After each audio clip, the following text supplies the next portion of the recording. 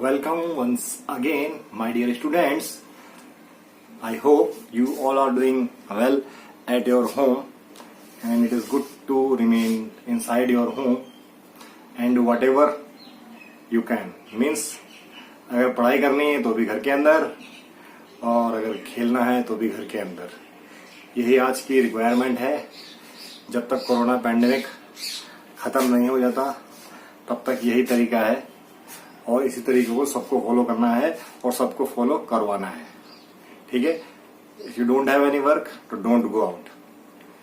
Even your parents, elders, उनको भी आपको रिक्वेस्ट करना है, समझाना है कि please don't go out if there is no work. Okay. Now तो आज का टॉपिक है हमारा सॉल्विंग इक्वेशन. कौन सी equation? Linear equation in one variable having the variable both the side. अब तक हमने जो इक्वेशन पढ़ी थी, तो क्या इक्वेशन में क्या होता है? एक LHS होती है और एक RHS होती है. RHS इक्वेशन कैसे? मतलब 4x + 8 = 12. ठीक है. तो सबसे पहले ये चीज, ये इक्वेशन लिखी है. ये अगर मैं LHS को RHS कर देता हूं और RHS को LHS कर देता हूं, मतलब अगर RHS LHS हो जाती है तो इक्वेशन में कोई फर्क नहीं पड़ता. मतलब अगर ये इक्वेशन अगर ऐसे लिखी होती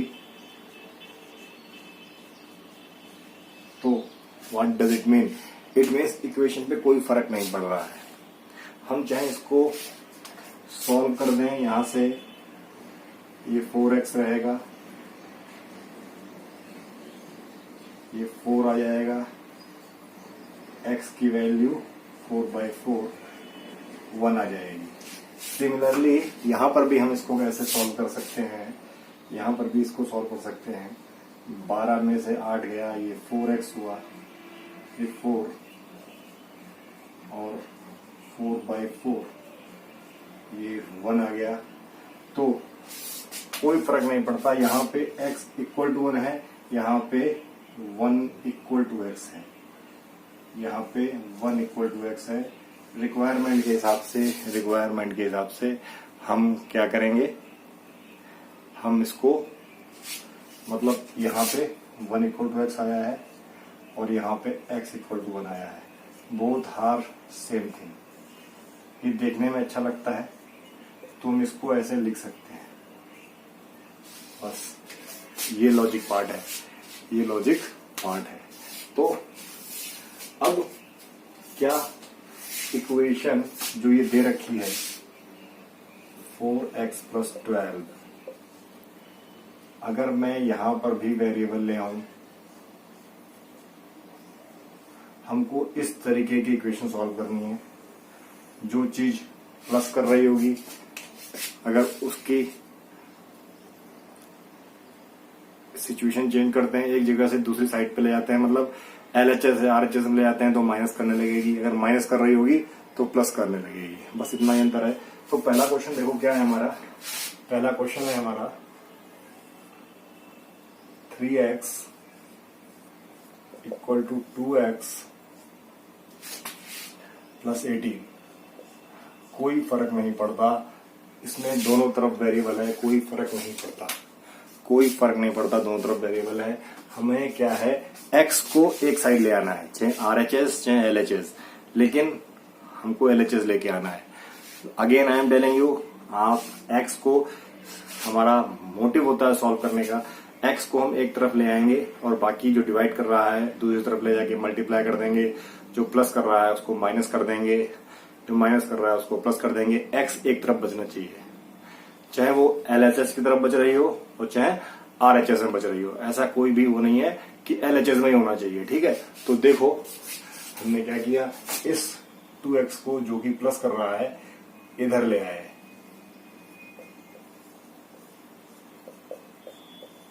ओके. तो 3x और 2x क्या हो गया? x. यहाँ पे क्वेश्चन खत्म हो गया. x की वैल्यू आ गई 18, x की वैल्यू आ गई 18। देखो कितना इजी क्वेश्चन है, कितना इजी क्वेश्चन है। क्वेश्चन नंबर 2, अगर वेरिएबल कुछ यहाँ पे t दे रखा है, वेरिएबल तो कुछ भी हो सकता है, ये आपको बताया जा चुका है, वेरिएबल कुछ भी हो सकता है। 3t माइनस 5, तो आपने देखा 5t minus 3 equal to 3t minus 5।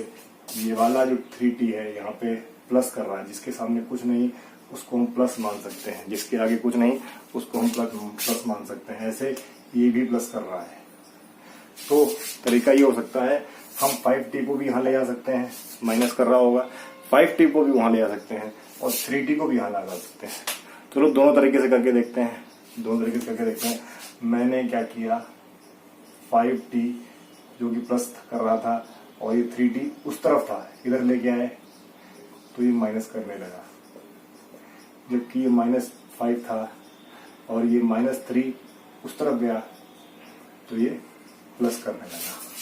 ठीक है, अब 5t में से 2t गया, आंसर 2t, और 5 माइनस का है उसमें से 3 प्लस किया हमने तो कितना आया -t। t की वैल्यू क्या आ गई, -t, t की वैल्यू आ गई मेरे पास -1। अब क्या, एक बार ये भी करके देख लेते हैं। अगर मैं -3 हो रहा है, ये जो कि माइनस कर रहा है इसको मैं इधर ले आया, ये प्लस करने लगा, और जो 3t था इसको ये रहने लिया मैंने, इस t को यहाँ दिया तो ये माइनस का 5t हो गया। देखो आप कर सकते हैं ऐसे ना, ऐसा नहीं है कि नहीं कर सकते। तो कट रहा है तो 3t minus 5t, 3t minus 5t। Okay, अब अगर मैं देखता हूं तो -3 प्लस का 5 प्लस का 2 आएगा और यहाँ पे माइनस का 2t आएगा, 2t आएगा। तो 2 माइनस का 2, क्योंकि मैं इसको कैसे लिख सकता हूं, इसको लिख सकता हूं तो लिख देता हूं। अच्छा, इसको लिख देता हूं,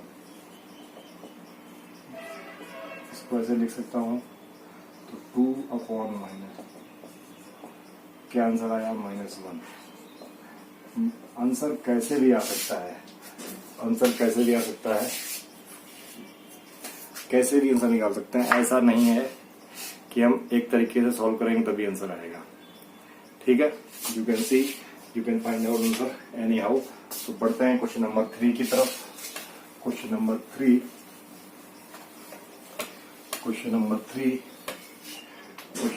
5x + 9। Question 3, 5x + 9 equal to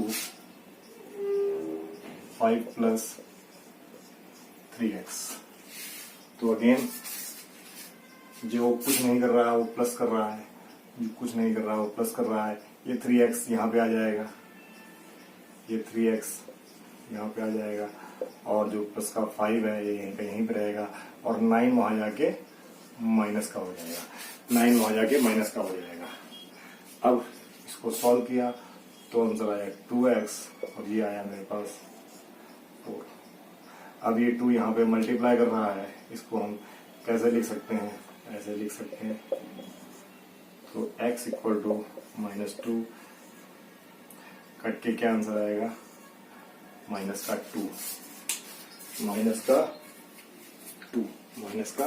2 answer आएगा, -2।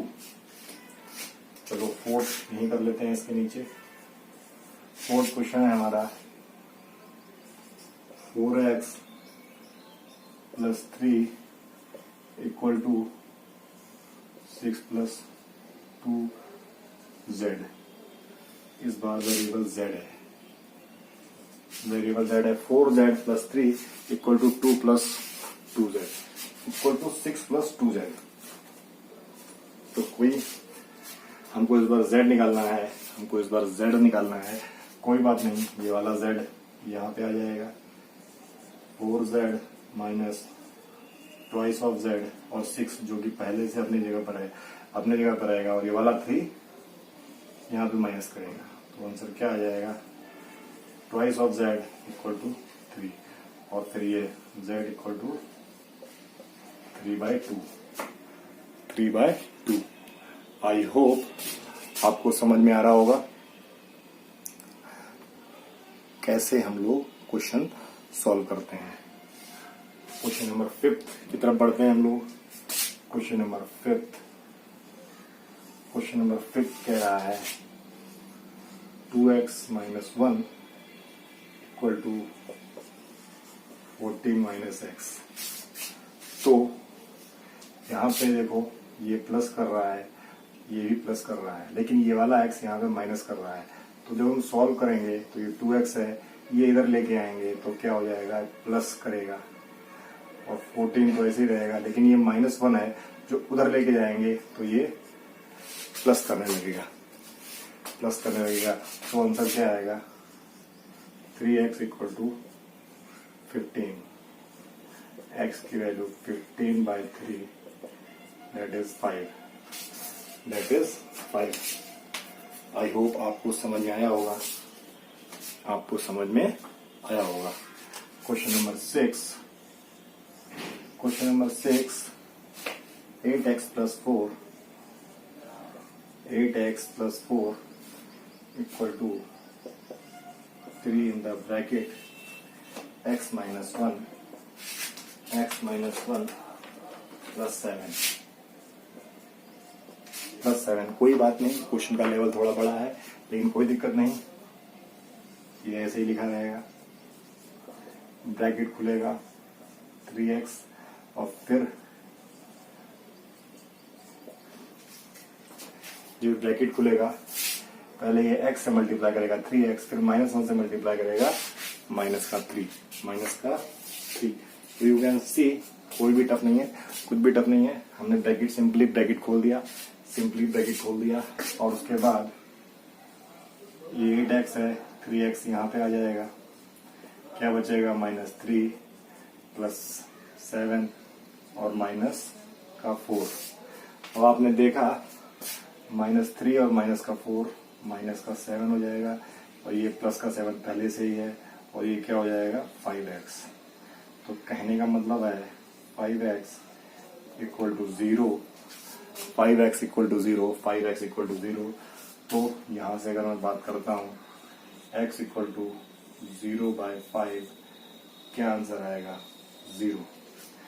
इस क्वेश्चन का आंसर 0। ठीक है, तो समझ में आ रहा होगा आपको। क्वेश्चन नंबर 7 की बात करते हैं। क्वेश्चन नंबर 7 x है ये, और 4/5 x plus 10।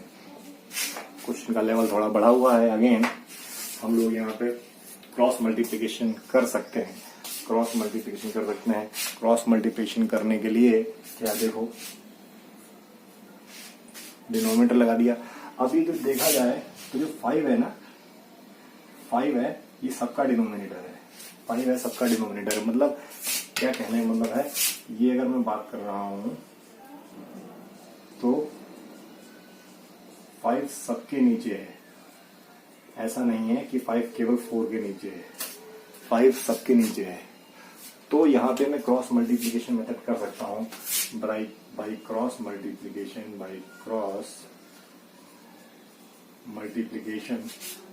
मल्टीप्लिकेशन। ये क्या हुआ, x इंटू 5 और 1 इंटू 4।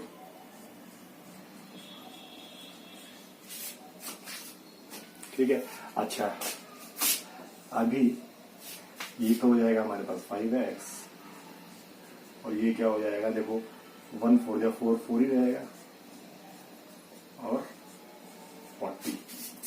40। और अब ये 5x minus 4x equal to 40। तो x की वैल्यू 40, क्वेश्चन सॉल्व हो गया। x की वैल्यू 40, x की वैल्यू 40। आई होप आपको समझ में आया होगा। x की वैल्यू 40, थोड़ा और उसको लिख देते हैं। x की वैल्यू 40, ठीक है, x की वैल्यू 40।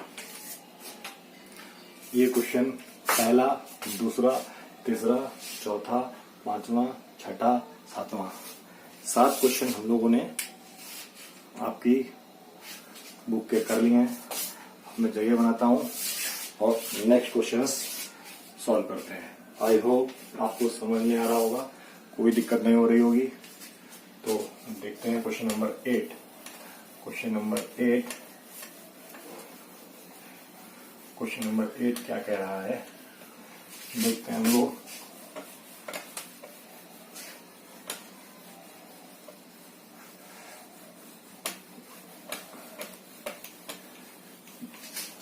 क्वेश्चन नंबर 8 आपकी स्क्रीन पे क्या है, 2x/3 प्लस 1 और 7x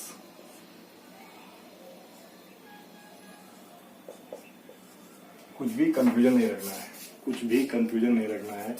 अगर पूरा टर्म है, यहाँ पे अगर मैं सॉल्व करता हूं तो देखो ये क्वेश्चन कई तरीके से हो सकता है। एक तरीका ये भी है कि ये एक पूरा टर्म है, ये एक पूरा टर्म है, ये एक पूरा टर्म है जो कि प्लस से सेपरेट है।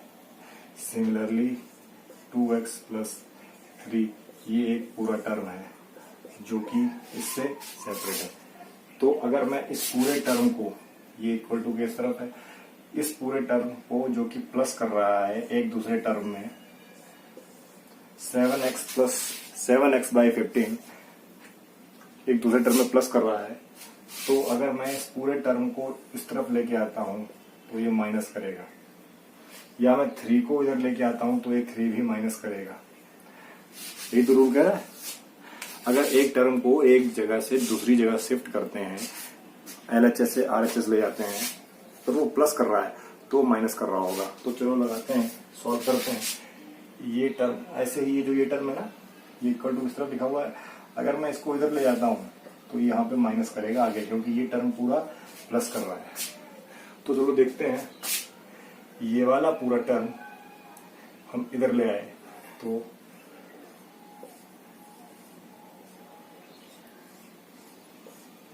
पूरा का पूरा टर्म उठाना है, पूरा का पूरा टर्म उठाना है। अच्छा, ये इक्वल टू है, यहाँ पे 3 था, ये 1 यहाँ प्लस कर रहा था, ये सिंपल माइनस करेगा, इसमें कोई डाउट नहीं है, कोई डाउट नहीं है। और ये क्या हो जाएगा 2। अब क्वेश्चन उठता है इसका क्या करें, तो इसका हमें एलसीएम लेना पड़ेगा। एलसीएम, डिनोमिनेटर सेम करना पड़ेगा, डिनोमिनेटर सेम करना पड़ेगा। तो डिनोमिनेटर सेम करने के लिए क्या, एक तो तरीका ये है कि 2x और 3 है, इसके ऊपर नीचे हम लोग 5 का मल्टीप्लाई कर दें, जो कि हमने पढ़ा है पीछे वाले चैप्टर में। अगर ऊपर नीचे सेम मल्टीप्लाई करते हैं तो कोई फर्क नहीं पड़ता, कोई फर्क नहीं पड़ता। एक तरीका ये है, एक तरीका ये है। और दूसरा तरीका ये है, अगर मैं इसका डिनोमिनेटर और इसका डिनोमिनेटर का एलसीएम ले लूं, एलसीएम ले लूं, तो एलसीएम क्या आएगा 15।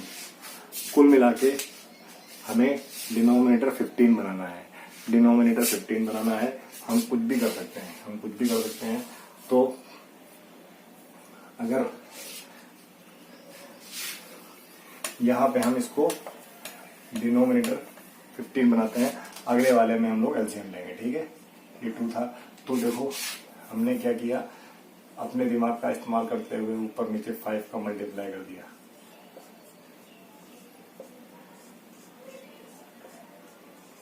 तो क्या आ गया हमारे पास, ये आ गया 10x/15, देखो दोनों का डिनोमिनेटर सेम हो गया, ये भी एक तरीका है कि दोनों का डिनोमिनेटर सेम कर सकते हैं, ठीक है। और फिर दोनों का डिनोमिनेटर सेम हो गया तो ये 15 हुआ, एज इट इज उतार देंगे हम लोग। अब यहाँ पे अगेन हम लोग क्रॉस मल्टीप्लिकेशन करेंगे, क्रॉस मल्टीप्लिकेशन करेंगे, जिसके नीचे कुछ नहीं उसके नीचे 1, और ये इधर जाएगा ये इधर जाएगा, तो मल्टीप्लाई होगी क्या आएगा, पहली बात तो ये क्या हो जाएगा, माइनस हो जाएगा, माइनस हो क्या हो जाएगा, ये माइनस हो जाएगा तो क्या हो जाएगा, ये अगला स्टेप ये हो जाएगा। अब ठीक, अच्छा अब हम क्रॉस मल्टीप्लिकेशन मेथड करेंगे तो क्या हो जाएगा, x equal to 2 into 15 by 3 अब 5 बन जा 5 5 जा, तो x की वैल्यू क्या आ जाएगी, x की वैल्यू आ जाएगी 10, x की वैल्यू आ जाएगी 10, x की वैल्यू आ जाएगी 10।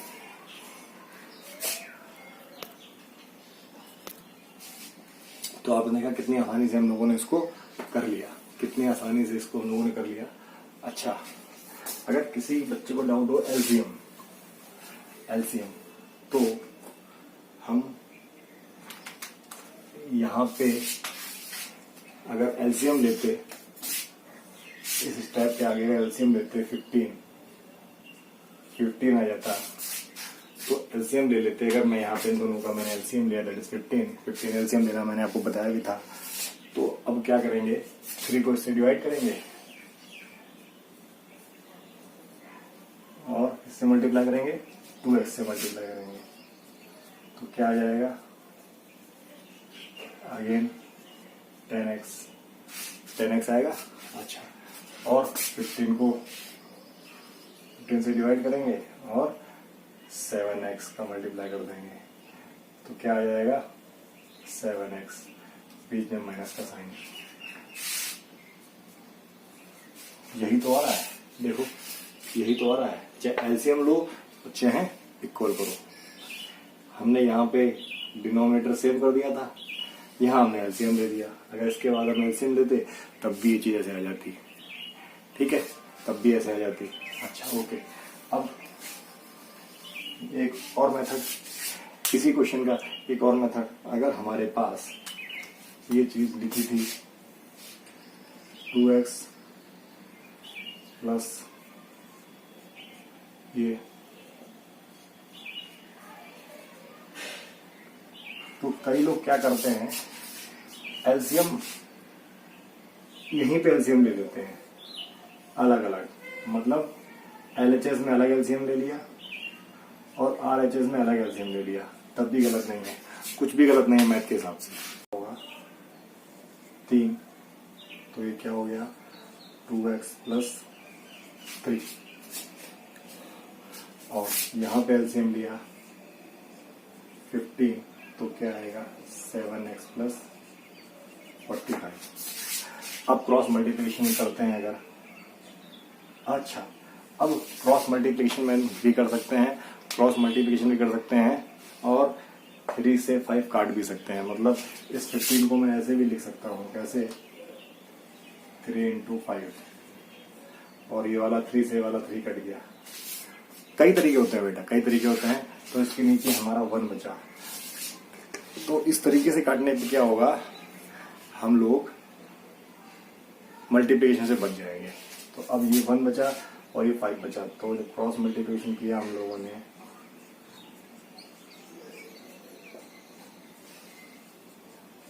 ये क्रॉस मल्टीप्लिकेशन हो गया, आंसर क्या आया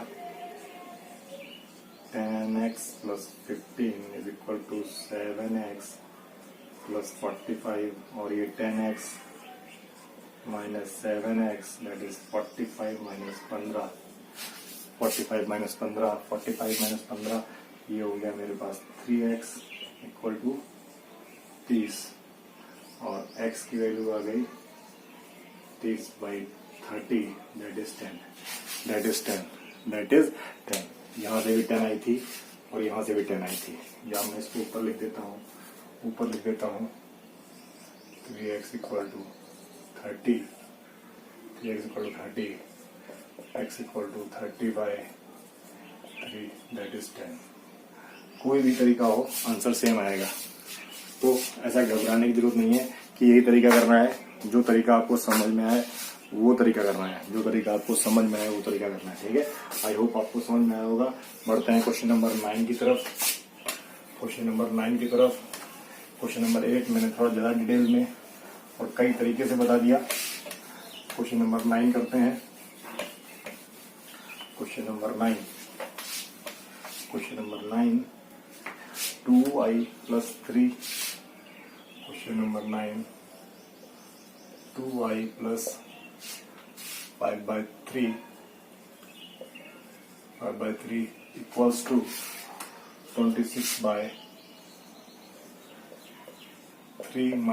वेरी सिंपल। अब तो सारे कॉन्सेप्ट क्लियर हो चुके हैं। ये पूरा टर्म में उधर ले जाऊंगा और इसको इधर ले आऊंगा, तो देखो 2y माइनस, कोई दिक्कत नहीं, और 26/3 ये है, और मैं डायरेक्ट इसको यहाँ पे ले आया। एलसीएम लेकर इसको तो मैं सीधे y कर सकता हूँ। अच्छा, और इसका एलसीएम क्योंकि सेम है तो 26 - 5 क्या आ गया 21/3। इसको काटेंगे तो क्या आ जाएगा 7। ये तो क्वेश्चन यहीं पे खत्म हो गया। ये तो क्वेश्चन हमारा यहीं पे खत्म हो गया, कोई दिक्कत नहीं है, ठीक है। Question number 10। 3m equal to 5m - 8/5। कोई दिक्कत नहीं है। क्या किया हमने, ये 3m लिखा हुआ है, 5m यहाँ पे आके माइनस हो गया, क्या बचा, ठीक है। अब 3m प्लस का है, 5m माइनस का है, तो माइनस का होगा 2m, और साइन किसका आएगा, माइनस का आएगा। जब दोनों तरफ माइनस है तो हम माइनस साइन हटा सकते हैं। जब दोनों तरफ माइनस है तो हम माइनस साइन हटा सकते हैं, ठीक है। अब ये 2 क्या है, 2 × m यहाँ पे मल्टीप्लाई कर रहे हैं, तो वहां जाके ये डिवाइड भी कर सकता है। ऐसे भी कर सकते हैं हम लोग, तो ये डिवाइड करेगा, हम काटेंगे इसको 1 4, तो m की वैल्यू आ जाएगी 4/5। अच्छा, यहाँ से हम लोग इसको, जब हम ये ले आए थे तो हम डायरेक्ट ऐसे भी कर सकते थे। कैसे भाई, क्रॉस मल्टीप्लिकेशन मेथड। यहाँ पे मल्टीप्लाई कर रहा है, ठीक है, हम इसको ऐसे भी कर सकते थे। अच्छा, एक और तरीका, हम इसको ऐसे भी कर सकते थे। लिखा हुआ है ना, हमने 8 को कैसे लिखा, 8 को लिखा 2 × 4, और दोनों तरफ से 2 से डिवाइड कर दिया इक्वेशन को। जो कॉमन फैक्टर मल्टीप्लाई कर रहा होता है उसको भी हम हटा सकते हैं। जो कॉमन फैक्टर मल्टीप्लाई कर रहा होता है उसको भी हम हटा सकते हैं। तो तरीके कई हो सकते हैं। 7/3।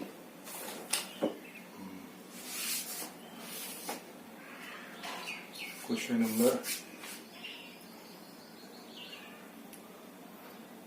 अच्छा, जो क्वेश्चन नंबर हमारा 9 है, क्वेश्चन नंबर 9 है, ये यहाँ पे प्लस कर रहा था, सॉरी माइनस कर रहा था, ये यहाँ पे आके प्लस करेगा, प्लस करेगा, तो ये क्या हो जाएगा 3y। क्या हो जाएगा 3y। जब ये 3y हो गया तो क्या हो जाएगा, ये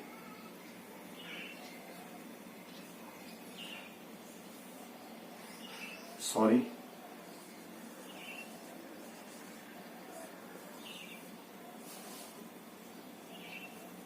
ठीक है, गलती हो जाती है, क्या कर सकते हैं, गलती हो जाती है, कॉन्सेप्ट क्लियर होना चाहिए। ये माइनस यहाँ पे आके प्लस हो जाएगा, ठीक है।